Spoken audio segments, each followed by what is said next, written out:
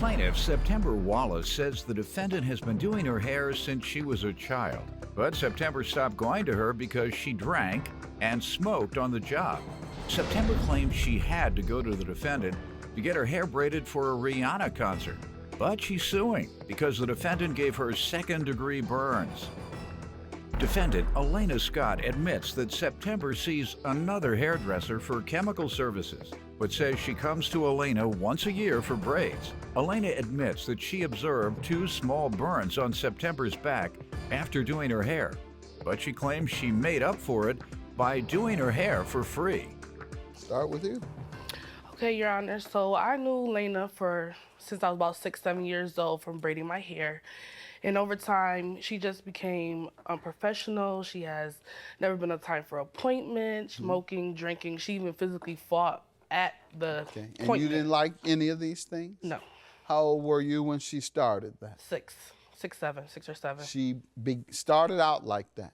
Yes. Why did you stay with her? My mother, she paid for it until it was my turn. I went elsewhere. Okay, got it. All right, so I guess what you're suing for today happened before you went elsewhere. No. So you went elsewhere with the exception of this time? Yes, it was an emergency appointment due to my current hairdresser being out of town for Rihanna concert. For what? Rihanna concert. Okay. All right. Emergency. Gotta look good for Rihanna. You're right. And let me get some background from you before we go into the specifics of the burn. Yeah, I have been doing her hair since she was, a little girl, basically. I do braids. Whenever she gets a braiding service, she usually calls me to get her hair done. I will probably, within the last, I'll say 5 years, she probably come maybe once a year. What she describes is that, some folks would categorize and use the word, you were ratchet. She say you smoke, you drank, you curse, you fought, all on the job while attending to your clients. Did you do that? No, Your Honor, not at all. She'd be out of business, and Thank she you. doesn't come across as ratchet. Stop saying that. And what are you suing for regarding the second-degree burns? What happened? Pain and suffering. The situation that happened, I came to her in March, and I got fishing braids that's cornrows that goes all the way down my back, and it's more natural look. You can't see the weave in the front. And to make them crinkly and to seal the ends, you put them in boiling hot water. She uses like a You dip pop. your head in the hot water? No, just the ends of the braids. All right, but that's probably a procedure that all women have to go through to get their hair braided. Well, no, it's different types of hair. It's synthetic hair, it's the Kanekalon hair, and that hair that she had is like flame resistant, so you dip it to seal the hair. Meaning if it's not flame resistant, if you, I was listen, doing that let me also while I was understand. doing her Hold hair. on, I'm trying to get understanding, that's all. You smoking a cigarette.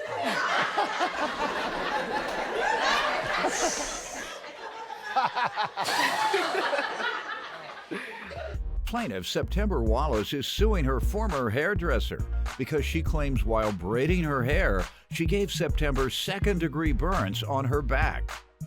Anyhow, all right, so what happened? You dipped your head in boiling water, and what occurred? So as she's taking the braids from the pot, and they fall automatically to my back, which is right here. And I felt it. I'm like, my reaction is like, it's hot. And it went away. It went away, but it started to itch. So as I'm itching it, my skin just starts to fall off. But hold on.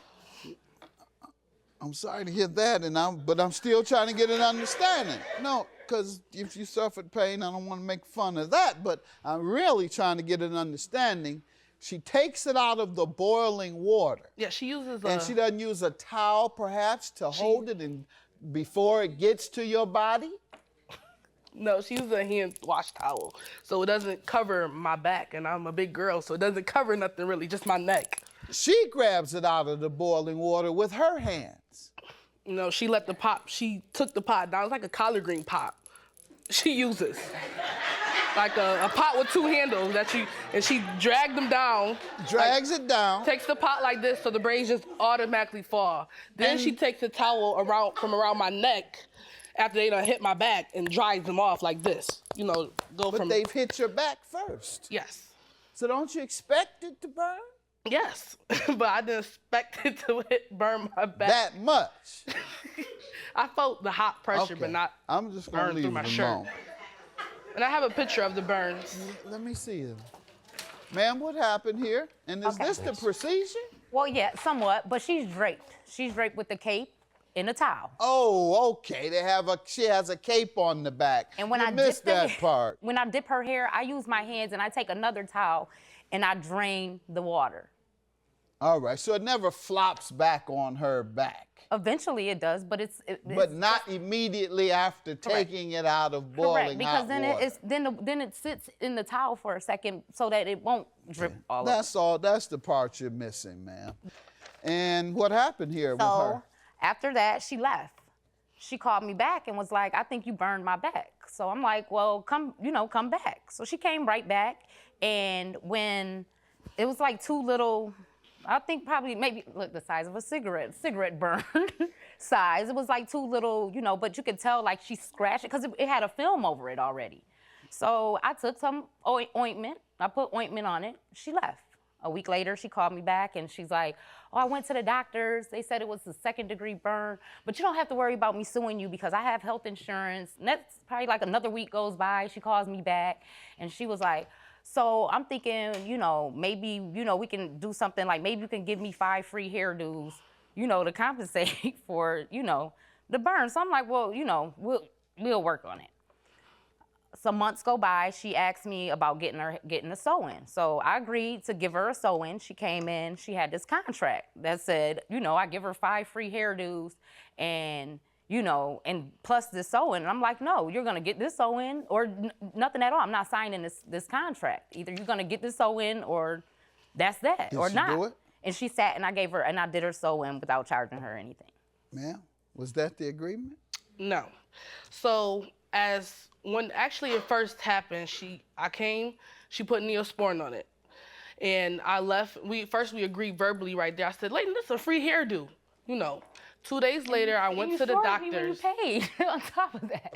And I paid her too, right there for that hairstyle. So 2 days later, I went to the doctors, which stated that I have 2 2nd-degree burns on my back.